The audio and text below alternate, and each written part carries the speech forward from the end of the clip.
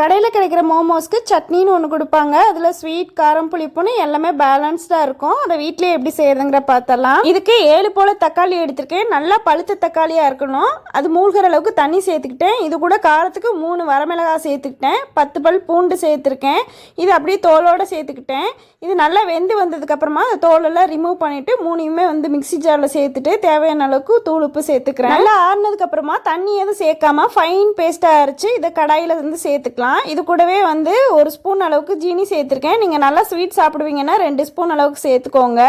கார்ன்ஃப்ளவரை கரைச்சி ஊற்றிருக்கேன் 1 ஸ்பூன் அளவுக்கு. கார்ன்ஃப்ளவர் கெட்டித்தன்மையும் கொடுக்கும், நல்ல டேஸ்ட்டும் கொடுக்கும். இது கூடவே 1/2 டீஸ்பூன் அளவுக்கு காஷ்மீரி சில்லி பவுடரும் சேர்த்துட்டு ஒன்றா கலந்து கொடுத்துட்டு மூடி மீடியம் ஃப்ளேம்லேயே வச்சு நல்லா கொதிக்க விட்டோம் அப்படின்னா 3 நிமிஷத்துலேயே வெந்து வந்துடும். அவ்வளோதான். ஆற விட்டு நல்லா மோமோஸ்க்கு இதை சர்வ் பண்ணலாம். மோமோஸ் பிரெட்டுன்னு நார்த் இந்தியன் ஐட்டம் எதுவாக இருந்தாலும் இது கூட சேர்த்து சாப்பிட்லாம். வீடியோ பிடிச்சிருந்துச்சுன்னா லைக் பண்ணிட்டு டிஃப்ரெண்ட்டான வீடியோஸ்க்கு சேனலை ஃபாலோ பண்ணிக்கோங்க.